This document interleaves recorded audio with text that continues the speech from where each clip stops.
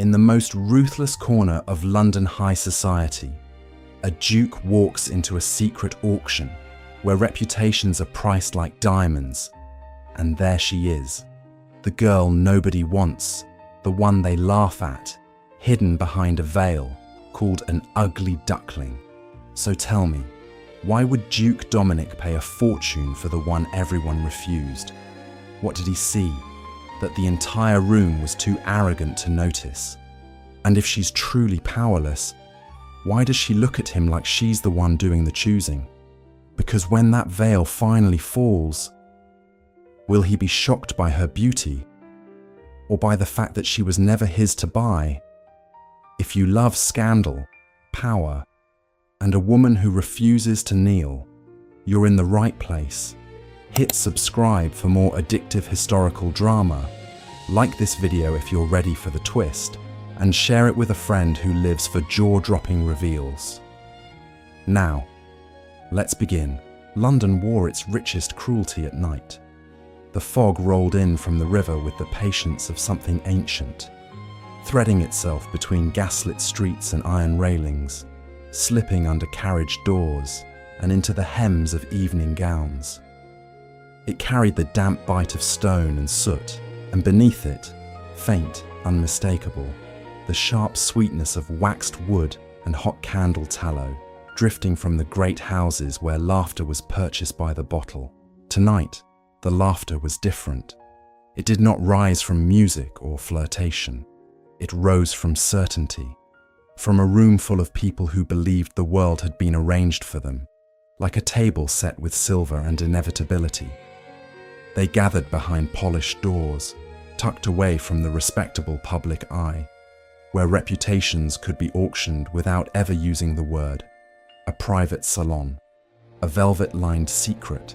Men in tailored coats sat with the ease of predators at rest, their rings catching lamplight as they lifted glasses.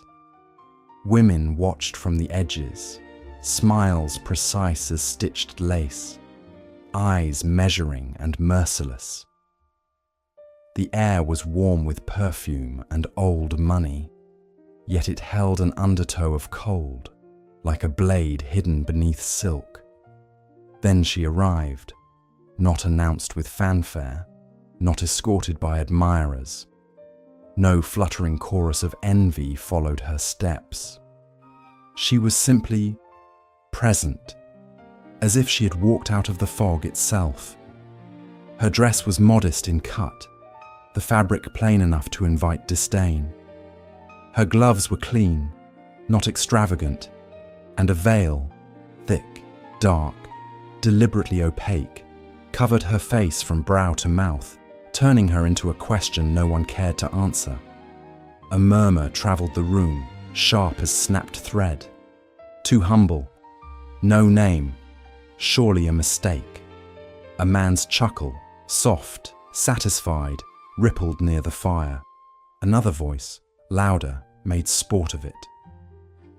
If she had anything worth seeing, she wouldn't hide it. The veil did not tremble. The girl did not flinch.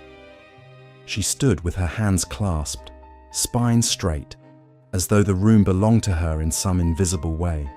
And though no one could see her eyes, people felt them anyway, steady, unblinking, aimed like a challenge. That was when Duke Dominic entered. The room reacted before anyone spoke his name. Backs straightened, smiles hardened into obedience. Even the most arrogant men shifted, adjusting cuffs, setting down their glasses a touch too carefully. He carried no visible weapon, yet everything about him suggested consequence. Dark coat, impeccable lines, a stillness that made the air feel thinner.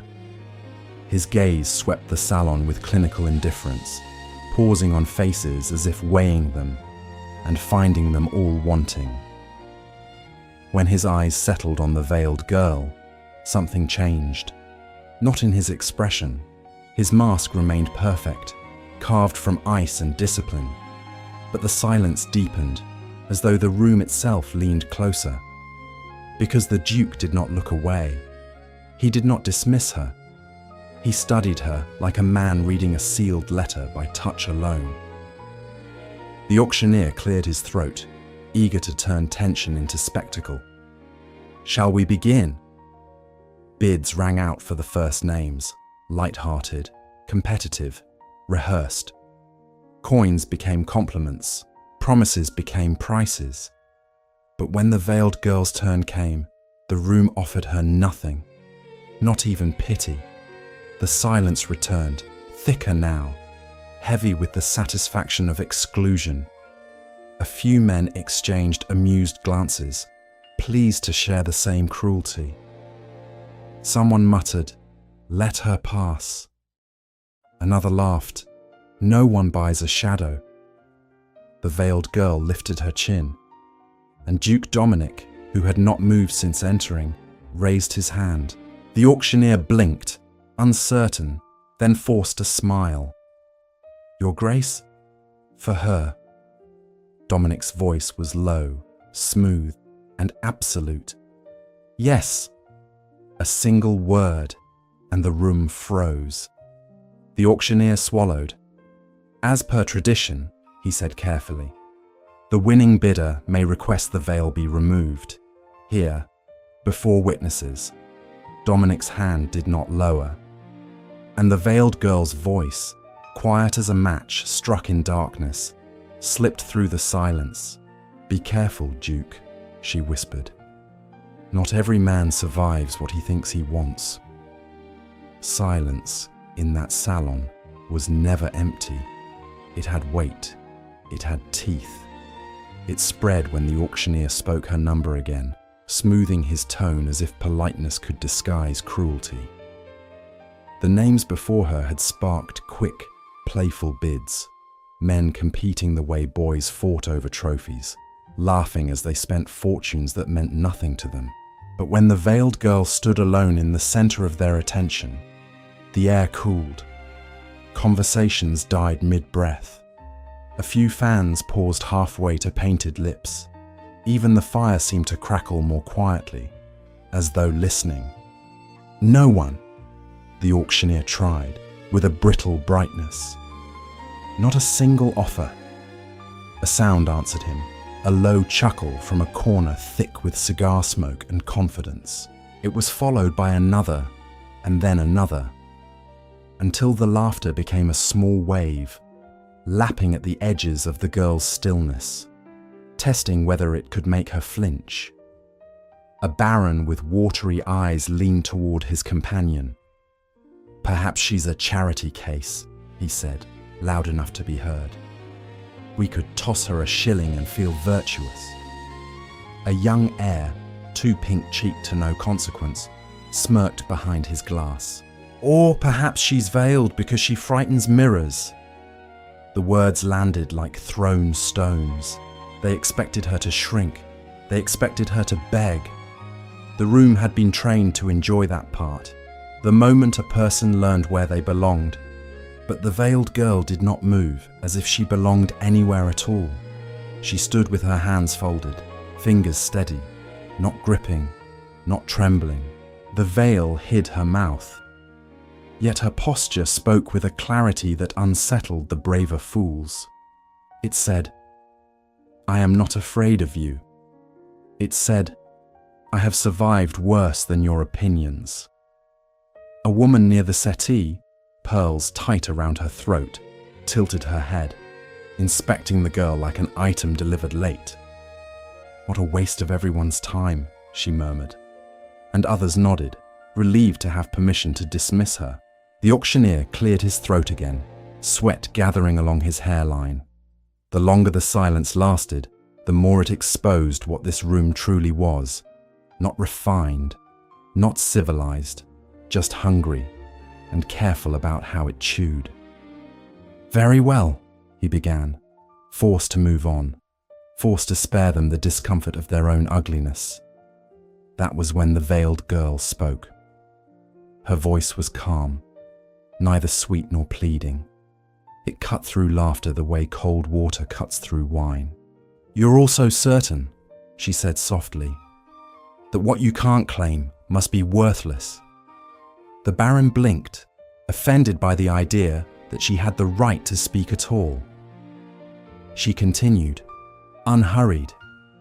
You call it taste. You call it tradition. But it's only fear wearing perfume. A ripple of irritation ran through the room, quick as a match catching. Men shifted, women stiffened. Not because her words were vulgar, because they were accurate. And you, she added, turning her veiled face toward the rows of wealthy hands that had lifted for everyone else. You don't hesitate because I'm ugly. The salon held its breath. You hesitate, she finished, because you suspect you couldn't control me. For a heartbeat, no one laughed. No one breathed.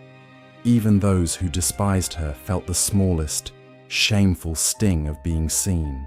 Then, from the edge of that frozen moment, Duke Dominic's presence pressed forward like an approaching storm. He had not spoken. He had not smiled. He had watched the room and found it predictable, until her voice proved it wasn't. The auctioneer's gaze flicked to him, pleading for rescue or ruin. Dominic lifted his hand again, slow enough to make it deliberate, inevitable enough to make it terrifying. I will bid, he said.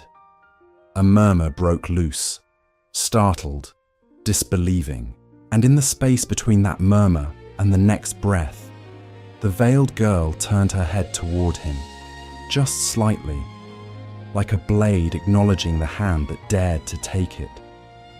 The first number Duke Dominic offered did not sound like money. It sounded like a verdict. A sharp intake of breath traveled the room, followed by the delicate clink of glass as someone's fingers betrayed them. The auctioneer repeated the bid as if testing whether his own tongue could survive it. Men who had spent the evening tossing sovereigns like crumbs suddenly remembered the meaning of cost. Women who had smiled through cruelty tightened their lips, as though the Duke's interest had exposed an unpleasant truth about desire. It did not ask permission from propriety. A viscount with a face too handsome to be honest leaned forward, eager to turn the moment into sport. Your Grace is generous, he called, laughter threaded with insult, or perhaps sentimental. Dominic did not look at him. His attention remained fixed on the veiled girl as if the rest of the room had been reduced to furniture, ornate, polished, irrelevant. The silence around him was not polite, it was enforced. Any counter? The auctioneer asked, voice strained, eyes darting like a man watching a lion decide whether to kill. For a heartbeat, no one moved. Then Lord Ashford stirred. He was not a duke, but he carried himself like a man who believed he deserved to be. His smile was easy, practiced, and faintly cruel, an expression designed to reassure everyone that he was in control, even when he wasn't. He lifted his hand with theatrical laziness. I'll add, Ashford said, naming a sum that would have been impressive in any other room. It landed with a soft thud, like a pebble tossed at a fortress. A few men chuckled, relieved to see someone challenge the Duke, as if it restored balance to a world that had tilted too sharply. Ashford's gaze slid toward the veiled girl, lingering with the confidence of entitlement. One cannot let such curiosities go untested. The veiled girl did not turn toward him. She turned toward Dominic instead, slow and deliberate, and the shift felt like a choice, like a door closing. Dominic's mouth did not curve, his eyes did not soften, yet something in him sharpened. An edge revealed beneath the velvet of restraint. Twice, he said. The auctioneer nearly choked repeating it. The room erupted into whispers, scandal blooming like bruises. Ashford's smile faltered, then returned brighter, more brittle. Well, Ashford said lightly, if we are to burn money, let us burn it elegantly. He raised again, higher, a bid meant to sting, meant to prove that a duke could be bled. Dominic did not bleed. He lifted his hand once more, not hurried, not angry, simply certain. The number he offered was obscene, not merely a fortune, but a declaration that fortune itself was his to insult. A hush collapsed over the salon. Even the most arrogant men sat still, watching as though witnessing a law of nature. Ashford's face tightened at the corners. His eyes flashed with something less refined than amusement. Pride, hunger, fear. The auctioneer swallowed, then forced the words out. Going once. Ashford hesitated. He wanted to continue. He wanted the victory badly enough to taste it. But his gaze flicked to the room, and he measured the cost of humiliation. Not money, reputation. The kind of loss that followed a man into every drawing room and made him smaller. He lowered his hand. The auctioneer's voice shook as the final words fell. Sold! The sound of the gavel was crisp, final, and strangely intimate, like the closing of a lock. Dominic stepped forward. The air around him smelled faintly of winter and expensive leather, of control maintained at any price. He stopped close enough that the veiled girl could feel his presence without him touching her. By tradition, the auctioneer announced, eager to anchor the chaos to etiquette. The winner may request the unveiling, here, before witnesses. Dominic's gaze held steady on the veil. And beneath it, the girl's voice slipped out again, soft as a threat dressed in silk. Ask for it, she murmured, and discover what your fortune truly bought. The room had the peculiar stillness of a held breath, the kind that made every small sound feel like confession. Somewhere, a silk sleeve whispered against velvet. A ring tapped once against crystal. The candles burned with a patient, steady hunger, and the air, rich with perfume and warm wax, seemed to thin as Duke Dominic stepped closer. He did not touch her at first. He simply stood within the circle of attention, and that alone changed the temperature of the salon. Men who had laughed moments ago found their throats tight. Women who had sharpened their smiles into knives suddenly remembered the value of restraint. The Duke's power was not loud. It was the quiet certainty that he could end a man with a sentence and never raise his voice. Unveil, someone murmured from the crowd, too eager, too cruel. The auctioneer cleared his throat. Your Grace has the right. Dominic lifted 2 fingers, and the man fell silent mid-word. His gaze remained on the veil, unblinking, as though he could see through fabric, through rumor, through whatever story the room had invented to keep her small. The veiled girl stood just as still. Her chin stayed high, her shoulders unbowed. If she felt fear, she wore it like jewelry, private, controlled, and chosen. Dominic's voice came at last, low and even. Remove it.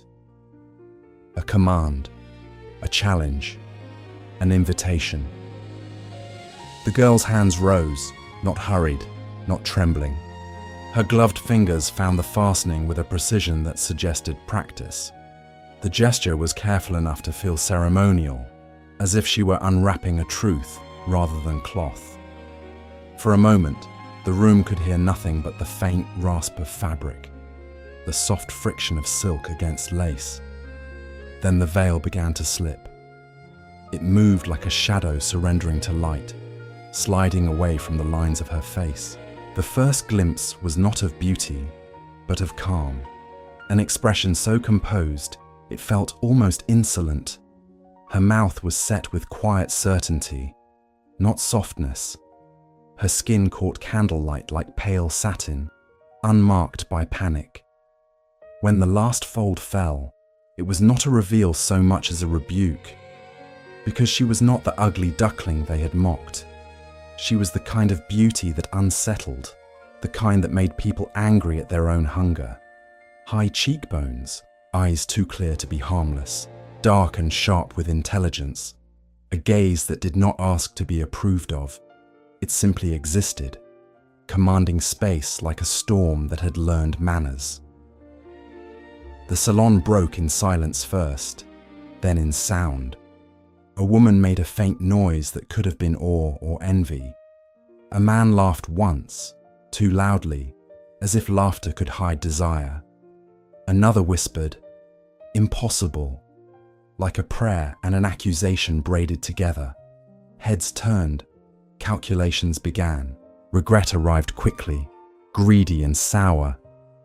Dominic did not move, but the mask of ice, perfect for so long, showed a fracture so small, only the closest eye would catch it.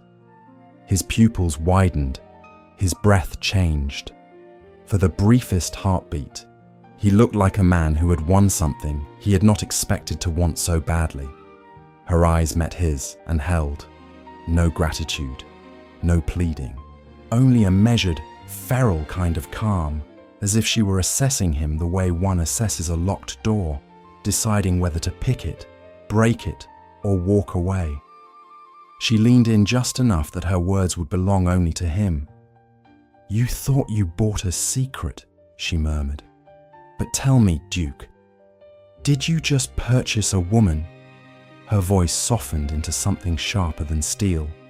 "Or did you purchase a war?" The applause that followed her unveiling was not admiration. It was appetite dressed as manners. Names began to bloom in the air like heat. Titles, estates, alliances, each whispered with the greed of people who had dismissed her a moment too early. Compliments came sharp and belated, offered the way a gambler offers praise to a card he suddenly fears. Men leaned forward as if proximity could correct their mistake. Women smiled with the brittle sweetness reserved for rivals they could not afford to underestimate. Dominic did not allow the room to close around her. He moved with a calm that made every path open before him. No raised voice, no threat spoken aloud, yet bodies shifted aside as if obeying a law older than etiquette. His hand offered neither tenderness nor possession, only direction, an exit drawn in the air. Ivy took it because she chose to, not because she belonged to anyone. Her fingers were cool through her glove, her grip steady. The pressure of her touch more like agreement than surrender. Outside, the night tasted of wet stone and coal smoke. The fog clung to everything, curling against skin, carrying the faint metallic bite of rain. Inside the carriage, the air changed. Leather, polished wood, and something sharper. Dominic's control, held so tightly it almost smelled like iron. He spoke first, measured. "You will stay under my roof. You will be protected from their speculation." Ivy's laughter was quiet, and it did not soften her face. "Protected," she repeated, as though tasting the word and finding it too convenient. "Is that what you call it, when a man pays a fortune and then decides where a woman sleeps?" Dominic's jaw tightened once. The smallest betrayal of feeling. "I call it preventing vultures from tearing you apart." "I am not carrion," Ivy said, and there was no tremor in it, only truth. "And they cannot tear what refuses to be held down." The carriage rolled onward, a steady rhythm beneath the tension. Dominic watched her, the way a man watches a flame he cannot decide to extinguish or worship. "You made a spectacle of them," he said. "I held up a mirror," she replied. "They just hated what they saw." He leaned back, as if distance might restore the order she disrupted. "There will be terms." "Of course," Ivy said, and her voice turned almost amused. "Men like you cannot breathe without contracts." Dominic's eyes narrowed. "You will not leave without an escort." "And you will not give me one you can use as a leash," Ivy countered, seamless and immediate. "I will come and go. I will refuse what I dislike." I will speak when I choose. And if your roof comes with silent obedience, then you bought the wrong woman. A pause stretched between them, taut as a drawn ribbon. Dominic's composure held, but something underneath shifted, an unfamiliar strain against the mask. You are bold, he said at last, softly. I am alive, Ivy answered. Bold is what men call it when a woman won't die quietly. The carriage slowed. The gates opened. Beyond them, Dominic's estate rose out of the mist, dark and immense, smelling of cold stone and old authority. Servants appeared like shadows trained to move without being noticed. But Ivy noticed everything. The hush, the discipline, the way the household seemed to inhale when Dominic returned and exhale only after he passed. A footman approached with a silver tray. On it lay a letter, freshly delivered, the seal unbroken, black wax stamped with a mark that did not belong to Dominic's house. The servant's voice was carefully neutral. For your grace. It was insisted, urgently. Dominic took it without looking away from Ivy. She looked at the seal, then at him, and the corner of her mouth lifted in a smile that wasn't warm. Someone knows, she murmured. Dominic's thumb hovered over the wax. Knows what? Ivy's gaze sharpened, dark and fearless. Who I am, she said, or why you really chose me. The wax cracked under Dominic's pressure, and as the letter unfolded, the night seemed to grow colder around them. The letter smelled faintly of smoke, as if it had been warmed over a secret before being sealed. Dominic read in silence, the paper held with a steadiness that should have promised calm. But Ivy watched the muscles at his jaw tighten, watched the minute pause in his breathing, as if the words had pressed a cold thumb against something private. He folded the page once, then again. Neat, controlled, dangerous. What does it say? Ivy asked. Dominic's eyes lifted to hers, and for a moment his gaze was not ice, but flint, hard, bright, and struck into life by pressure. It says, he replied, voice low, that my house has invited a viper into its heart. Ivy's smile did not falter. How poetic. It names you, Dominic continued, and the calmness of his tone only sharpened the threat beneath it. Not Ivy, another name, a name the world believes buried. The corridors around them seemed to deepen, the air cooling with every step they took into the house's quiet. Footfalls were swallowed by thick carpets. Candlelight made gold out of shadows. Servants moved like trained ghosts, eyes lowered, as if the walls themselves had taught them what not to see. Ivy walked beside Dominic without shrinking into his protection. If anything, she looked sharper here, surrounded by wealth that wanted to claim her. So someone recognized me, she said, or they recognized the idea of me. Dominic stopped, turning so abruptly the candlelight caught his profile like a blade. You planned this, he said softly. The veil, the auction. You chose a room full of predators. I chose a room full of predators because it's the only place men reveal their true teeth, Ivy answered. Her voice remained steady, but there was steel in it now, an old steel, worn smooth by survival. And I chose you because you are the only predator in that room who doesn't pretend he's civilized. A silence stretched between them, tense, intimate, dangerous. Dominic's hand tightened around the folded letter. This is not a game, he said. No, Ivy replied. It's a reckoning. 2 days later, London pretended nothing had happened.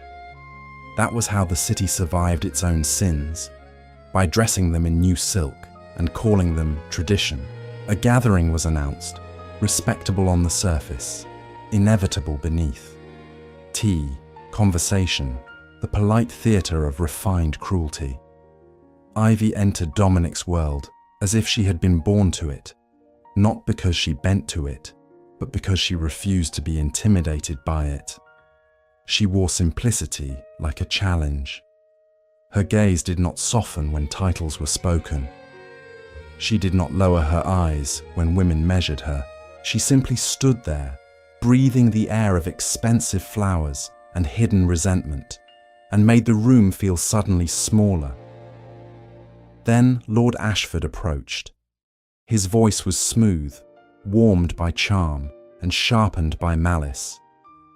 "Miss Ivy," he said, as though her name belonged on his tongue. "How extraordinary! London is full of surprises." Ivy's eyes narrowed a fraction. "So are snakes," she replied. Ashford laughed lightly, the sound of a man who had never feared consequences. "I do hope you won't insult me in the Duke's house. It would force him into unpleasant choices." Dominic's presence tightened beside her, like a door locking. "Say what you came to say," he murmured.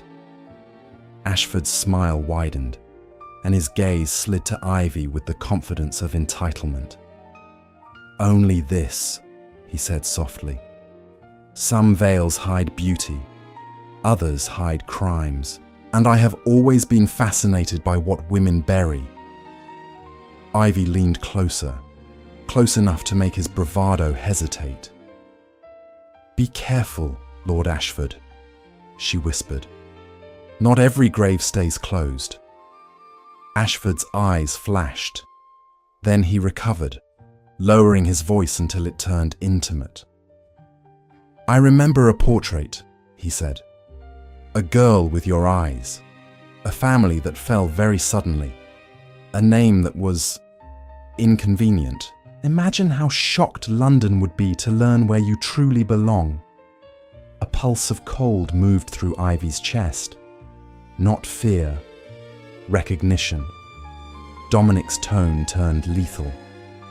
"If you have proof, you'll bring it to me." Ashford's smile sharpened. "Oh, I will, but not privately. What fun is a secret if it cannot be used?" That night, long after the house quieted into candle-warm hush, Ivy moved through Dominic's halls as if listening to the bones of the place. She followed instinct more than maps, drawn by something she could not name, until she found a door that resisted and a key that yielded too easily. Inside, the scent of old paper and varnished frames rose like a memory. And there, half hidden behind draped cloth, was a portrait of a young woman who looked painfully familiar. Same cut of cheek, same defiant mouth, same eyes that refused surrender. Only the name beneath was not Ivy. Footsteps sounded behind her. Dominic's voice, quiet as a threat, filled the room. "Tell me," he said, "did I buy you because I wanted you, or because I recognized you?" The portrait's eyes followed Ivy like an old accusation. Dominic stood behind her, silent as stone, yet the air around him felt charged.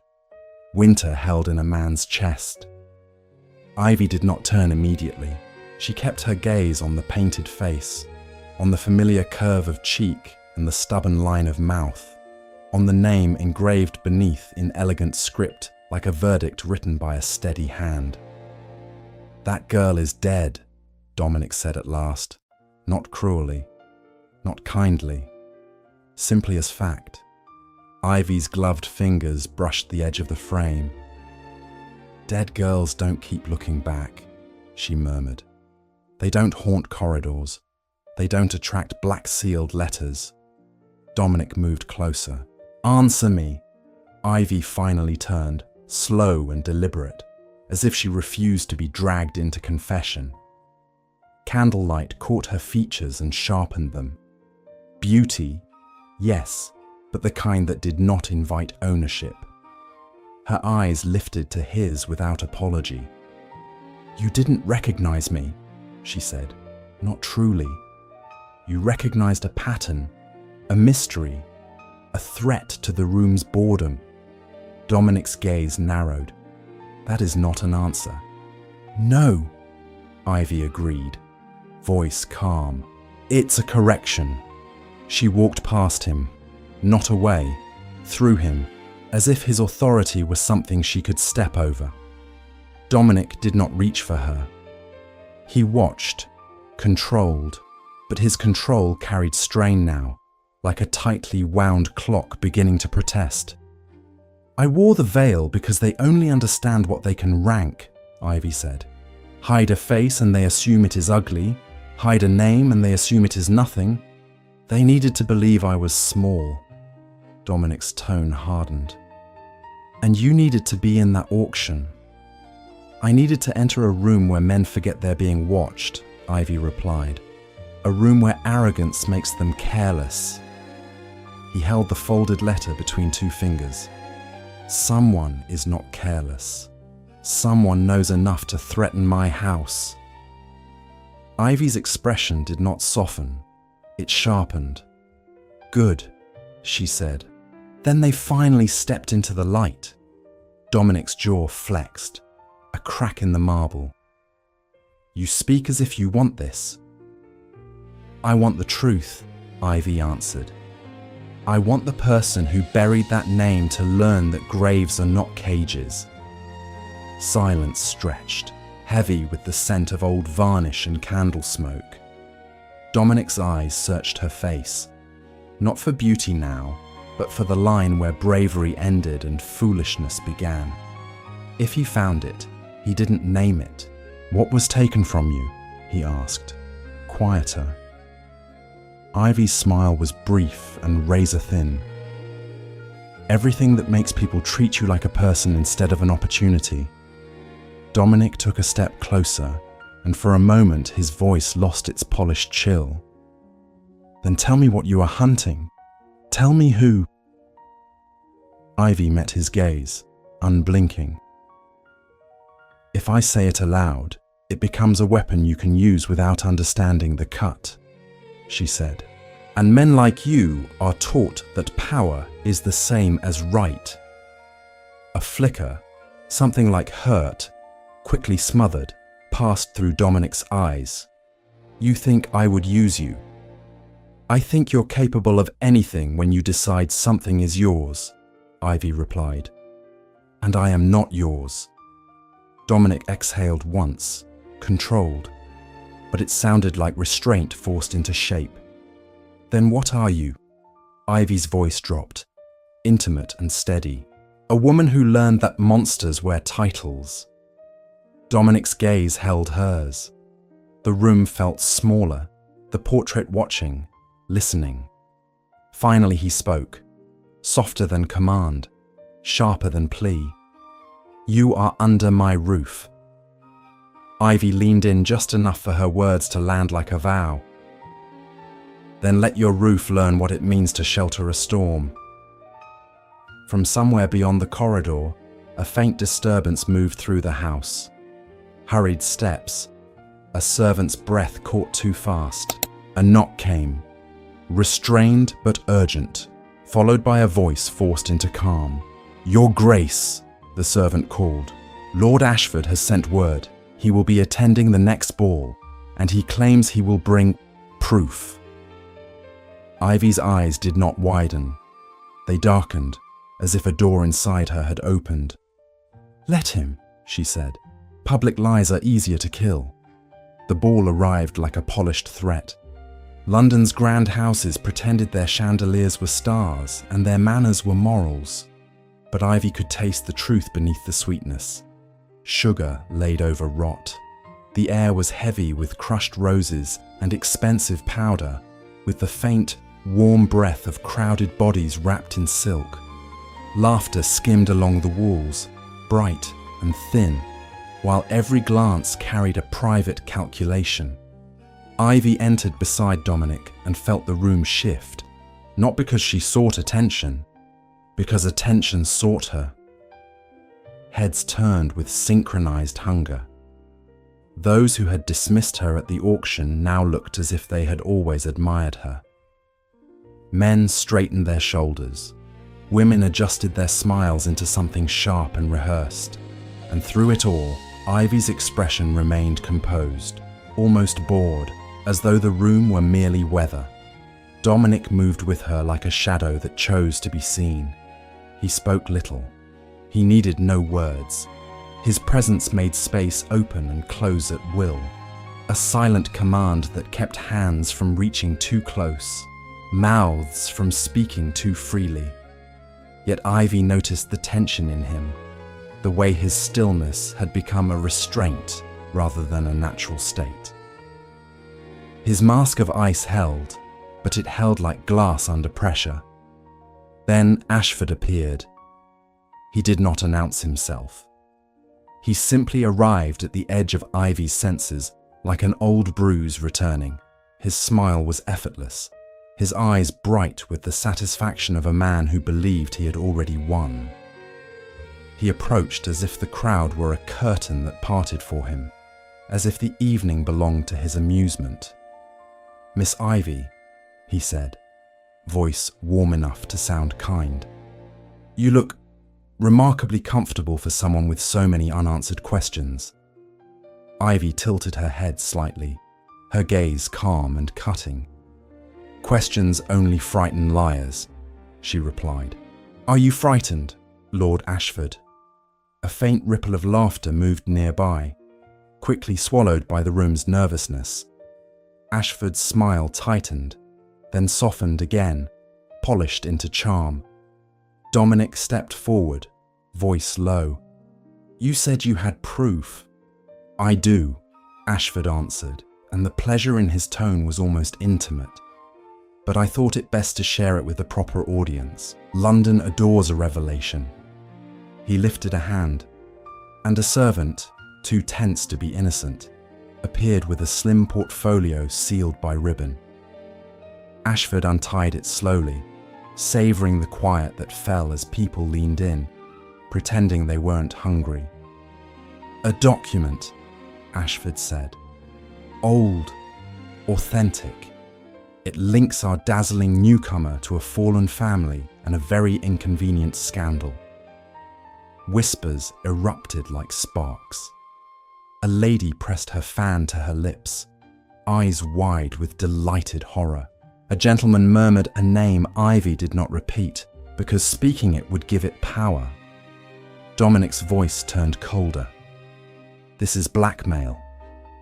"This is society," Ashford replied, and his gaze slid back to Ivy. "Tell them, my dear. Tell them why you hid. Tell them what you are." Ivy stepped forward before Dominic could move again, placing herself where every gaze could strike. Her posture was straight, unshaken. She looked across the room as if she were the judge and they were the ones on trial. "You want a story," she said softly. "Something you can sip with your tea tomorrow." The room stilled, caught by the calm in her voice. "You think a document makes truth," Ivy continued, her eyes bright with controlled fury. "But papers are easily forged when men with clean gloves want a woman erased." Ashford's smile remained until Ivy turned her gaze on him fully. "And you," she said, gentle as a knife. "You didn't bring proof. You brought a performance, because you believe humiliation is the same as justice." A hush fell, thick and trembling. Ashford leaned closer, his voice dropping. "Careful," he murmured. "One word from me, and you're ruined." Ivy's mouth curved slightly. "Then speak," she whispered back. "And ruin yourself with it." Ashford's eyes flashed, and he lifted the document higher, as if raising a blade. "Very well," he announced. "Since you refuse confession, I'll give London the name you buried." And Ivy watched him, perfectly still, as though she had been waiting for him to say it first. The moment Ashford prepared to speak the buried name, the room seemed to contract around a single hunger. People leaned forward without meaning to. Fans stilled mid-sway. The very air felt thicker, sweet with perfume, and sharpened by anticipation. This was what London worshipped more faithfully than God. Ruin served elegantly. Disgrace poured into crystal and swallowed with a smile. Ashford's voice carried the smooth confidence of a man who had never been told no by anything that mattered. "She is not who she claims," he declared, letting the words hover like incense.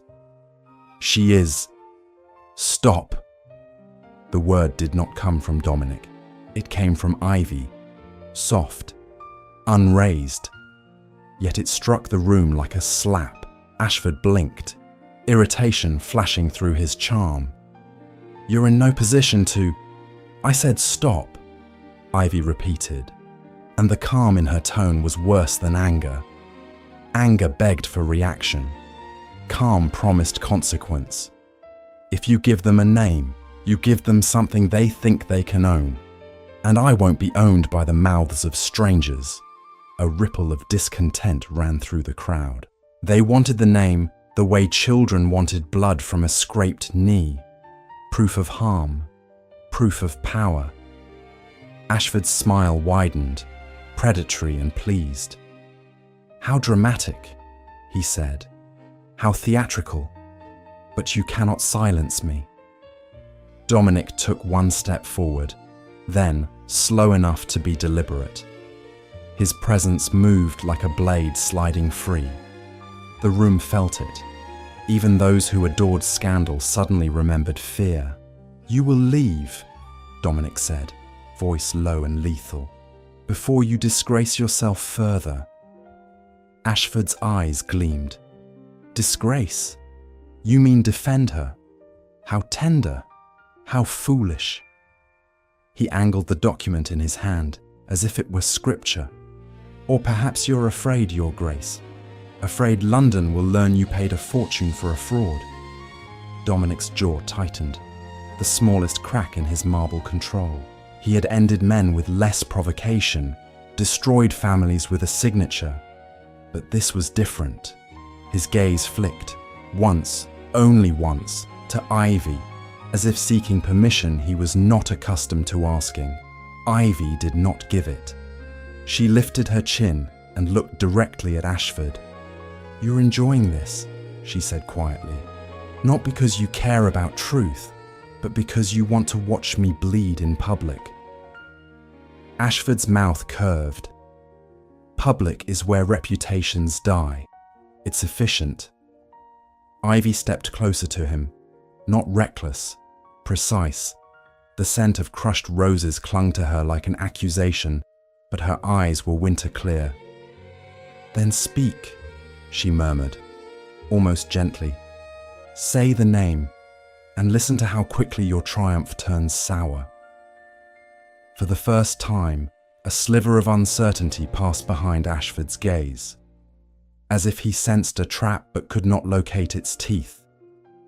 He recovered by leaning into arrogance. "Very well," he said, raising his voice for the room. "She is..." A sharp crack cut through the music. Someone dropped a glass, startled by the sudden movement of Dominic's hand. He had taken the document, not ripped it, not flung it, simply removed it from Ashford's grasp with the quiet certainty of a man taking back what never belonged to the other. Ashford's smile vanished. "You can't..."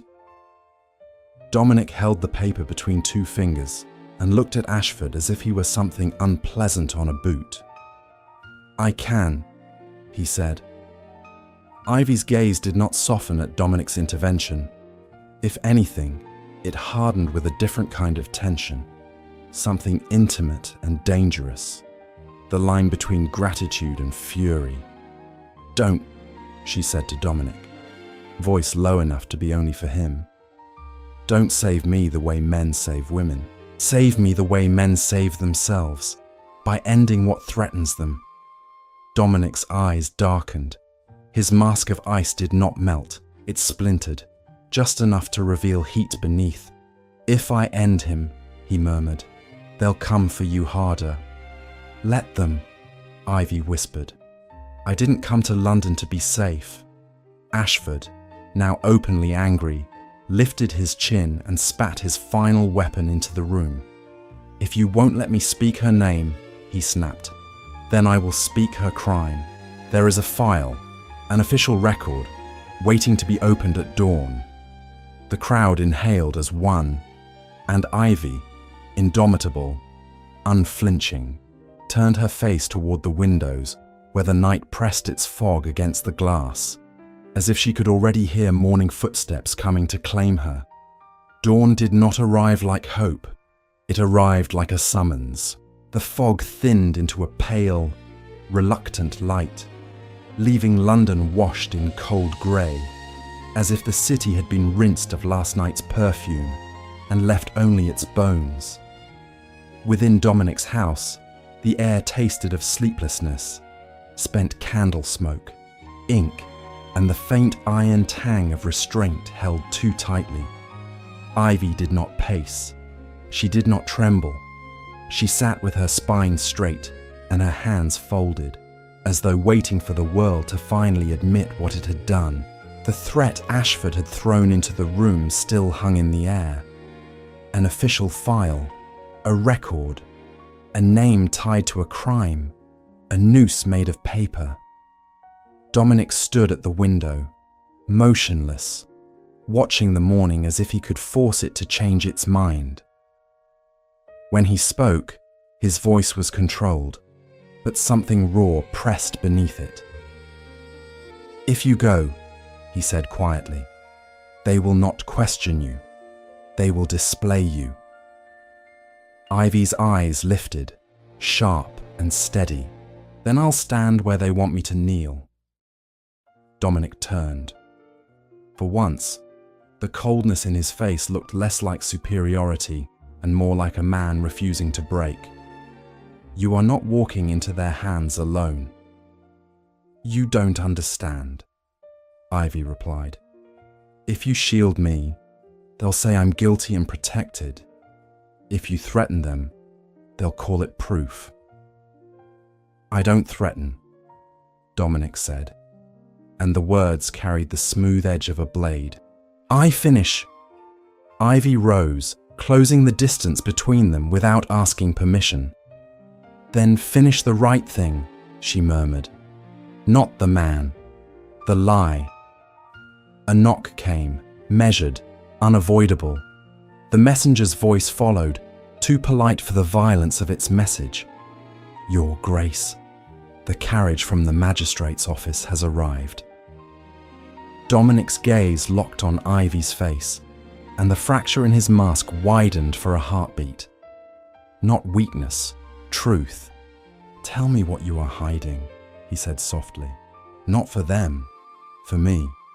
Ivy's breath caught so slightly it might have been imagined. Then she leaned closer, and her voice lowered into something that sounded like a confession and a dare braided together. "They killed my name," she whispered. "They didn't do it with a knife. They did it with ink, a forged record, a stolen inheritance, a story written so neatly that society preferred it to the messy truth." Dominic's eyes darkened. "Ashford." "Not only him," Ivy said. "Men like him, families like his. They needed someone to blame, someone to erase, so they could keep their hands clean." The carriage waited like a throat clearing outside a door. Dominic reached into his coat and withdrew a sealed packet, its edges crisp, its weight certain. "Then we go armed," he said. Ivy looked at the seal and felt something cold settle into place. Not fear, focus. "That won't be enough." "It will," Dominic replied, "because it isn't a plea. It's a blade." They stepped into the morning, and London pretended to wake innocently, as if it hadn't spent the night sharpening itself. The magistrate's chambers smelled of damp wool and old books, of authority that had been handled by too many unworthy hands. Clerks watched with hungry curiosity. Men with clean collars stared as if they could already see Ivy's ruin. Ashford was there, of course, smiling like a man attending a performance he had funded. "How admirable," he murmured. "The Duke brings her himself." Ivy met his gaze and smiled back, small and merciless. "I wanted you close," she said, "so you can hear the moment your story dies." The magistrate began to speak of records and accusations, of files prepared and names recorded. Ashford's confidence grew with every formal word, his arrogance swelling as if law itself were his ally. Then Dominic laid his packet on the table. The sound was quiet. The silence it created was not. Ashford's smile faltered as the seal was broken. Ivy watched, calm as winter, as the magistrate's eyes moved across lines of ink that did not flatter Ashford's version of reality. A long pause, a swallow, a glance that shifted from Ivy to Ashford with something like dawning disgust. "What is this?" Ashford demanded, too quickly. Ivy's voice cut in, smooth as satin and just as suffocating. "It's the part you didn't expect," she said. "The witness you couldn't buy. The signature you couldn't forge." Ashford's charm cracked, revealing panic beneath. This is absurd." The magistrate lifted a hand, and for the first time, Ashford looked smaller than his title. Ivy stepped closer to the table, eyes bright, unblinking. "Say my name now," she murmured.